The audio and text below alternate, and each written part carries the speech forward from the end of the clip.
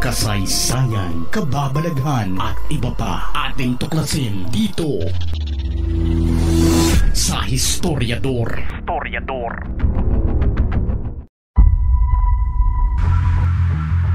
Katulad ng mga netizens na nag-aabang at gigil na malaman kung ano ba talaga ang nasyonalidad ni Mayor Alice Go, ay ganun din ang mga senador na nagsasagawa ng hearing patungkol sa kaugnayan sa pogo ni Mayor Go at ang questionable nitong nasyonalidad. Kahit maraming di alam si Mayor Alice Go na isagot sa mga tanong ng mga senador, pero buong tapang itong dumadalo sa hearing para harapin ang mga isyu na ibinubuhos sa kanya.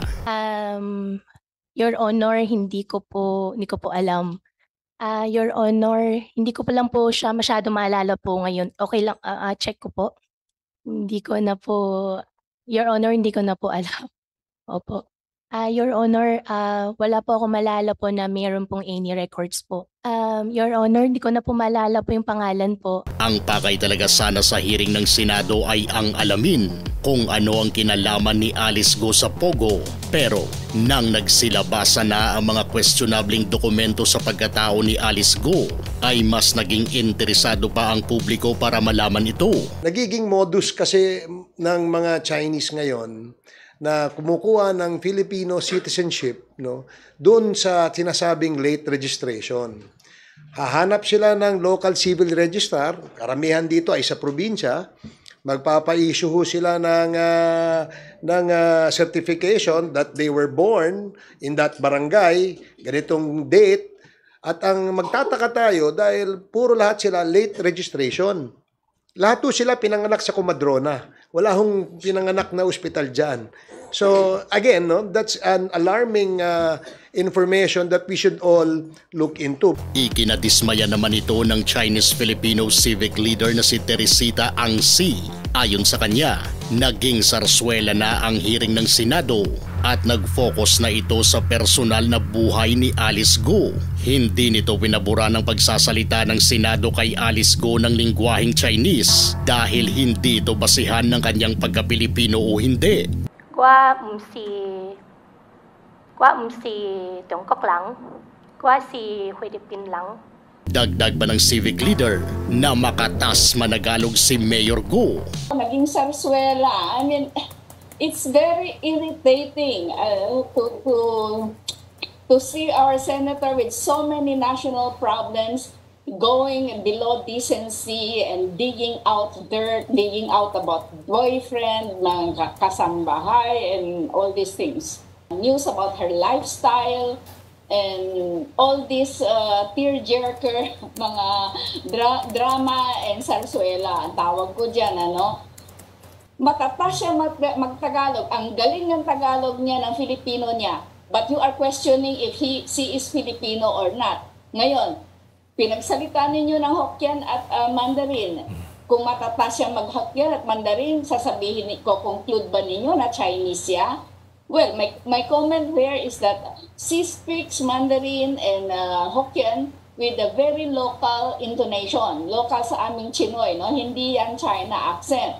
But do I conclude na hindi siya galing sa China? No, I cannot conclude that. But it's ridiculous to be asking this kind of questions. Noon pa mang mga nakaraang hearing ay may impormasyon na si Senador Win Gatchalian sa pamilya ni Alice Go at sa kanyang negosyo sa Valenzuela, kung saan ay taga doon din ang senador. Tinutukan ni Gatchalian ang travel history ng ama ni Mayora na si Jan Zhonggu at ayon sa kanyang natuklasan ay bumiyahe ito ng 170 beses sa loob ng 6 na taon. At hindi lang yan, sa bawat biyahe umano ng ama ni Alice Go ay kasama nito ang hinihinalaang asawa ni Jan Zhonggu na posible umanong nanay ni Alice Go. Ito ay si Wen Yilin. Ayon kay Senador Win Gatchalian, kasama sa papeles ng mga negosyo ng pamilya Go pati na ang babuyan ang pangalan ni Wen Yilin. Kaya ang personal na analysis ng senador na baka raw itong si Wen Yilin ay ang totoong ina ni Alice Go. May mga haka-haka rin daw doon noon sa Valenzuela na itong si Wen Yilin ang siyang ipinapakilalang ina ni Alice Go. Mananatiling suspetsa lang at theory ang lahat ng ito hanggat walang matibay na ebidensyang lalabas. Tandaan na ang pangalan ng ina ni Alice Go na nasa kanyang birth certificate ay hindi Wen Yilin, kundi isang Amelia Leal. Ang tanong, si Wen Yilin at Amelia Leal ay iisa lang ba? Ayon sa isang retired justice ng Supreme Court, ang Filipino citizenship ni Alice Leal Go ay tanging nakasalalay sa nasyonalidad ng kanyang ina. Kapag mapatunayang Pinoy ang ina ni Alice Go, ay hindi na issue ang pagka-Filipino nito kahit na purong Chinese ang kanyang ama. Pero kapag mapatunayang in-check rin pala ang kanyang ina, ay siguradong may kalalagyan si Alice Go. Baklas ang kanyang pasaporte, ganun din ang kanyang kandidatura bilang mayor ng Bamban. Sa gagawing executive session ng Senado ay may mga dadalo daw na ilang ahensya ng gobyerno na may mga baong impormasyon na mas lalong magdidiin sa kaugnayan ni Alice Go sa Pogo. Susunod na hakbang namin bago pa ang isa pang hearing ay yung executive session. Dahil meron po tayong mga executive departments at agencies kasama na mga intel agencies na mas gusto pang magbahagi sa aming komite pero hindi pa nila magawa in open hearing.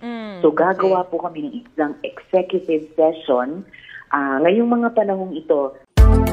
Kailangan mo ba ng isang lugar na mapagtaguan ng iyong pera, alahas, dokumento at kung ano-ano pang mga importanteng bagay? Kailangan safe ito, hindi mananakaw, hindi mababasa at hindi masusunog. Kaibigan, kailangan mo ng ganito, isang steel safe box. Gawa sa purong bakal, maganda ang pagkadesenyo, swabe lang ang pagbukas at pagsara. At higit sa lahat, ligtas sa mga importanteng bagay na ilalagay mo. May 3 pang kulay na mapagpipilian, black, white at gold. Orderin mo na ito kaibigan bago pa ma-order ng iba. I-click na ang link sa description ng ating video para sa iyong order. Naging masyadong maluwag sa mga nasa Pogo ang ating gobyerno, kaya ngayon ay sakit sa ulo ang dala nito.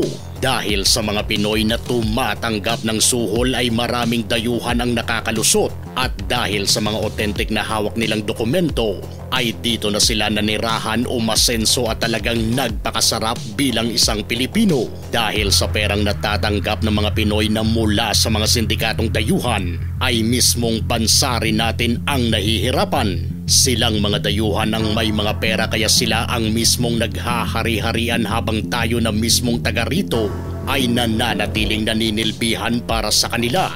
Ikaw, gusto mo rin bang ma-DNA test si Alice Go at si Wen Yilin?